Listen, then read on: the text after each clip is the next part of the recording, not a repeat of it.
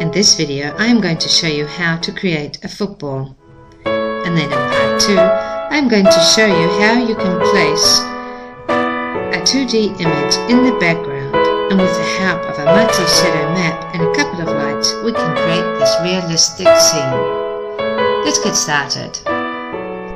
We're going to work in the perspective viewport, so let's click on the small plus sign, then maximize viewport. Let's go to the command panel and behind standard primitives, select extended primitives.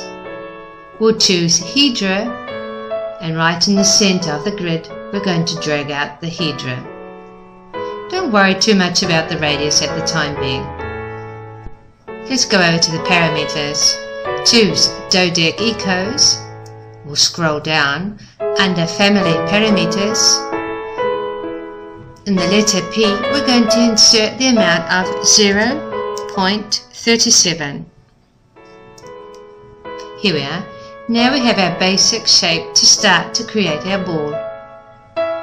Right click on our object and convert to an editable poly. Go over to the modify list and we'll choose edge. Select all the edges. Let's scroll down and click on split. Let's choose the polygon mode. Select all the polygons. We'll go back to the modify list and we're going to choose tessellate. Under parameters operate on, we're going to choose polygons and we'll change the itineration to 2. We haven't got a very good shape yet, but to do that we'll just add one more modifier. Let's scroll down and we're going to select sphere. There we are. We've got a better shape now for our football. Let's go back over to the modify list and choose edit poly. Select polygon mode. We'll scroll down the list. Select the small settings box next to the word bevel. Under bevel type, choose local normal. Under height, we're going to insert 0.8. Under outline amount, we're going to insert minus 0.5. Then OK. Just one more thing to do, then we can start assigning some materials. Let's go back to the modify list. We'll scroll down and choose a mesh smooth. Under subdivision method, change to classic. Here we are. Let's do a quick render. How's that? Let's add some material. Let's right click on our object, scroll down and convert to an editable poly.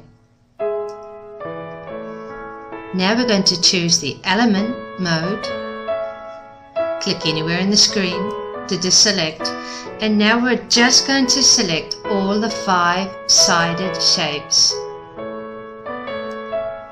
Hold the control key down at the same time and start clicking. We can use the orbit button at the bottom of the screen to turn our object. Hold the control key, release it to orbit, okay? Again, we'll turn it round.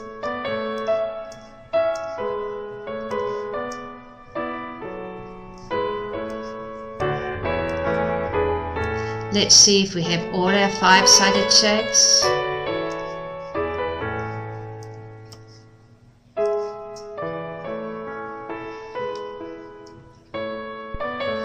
Open the material editor.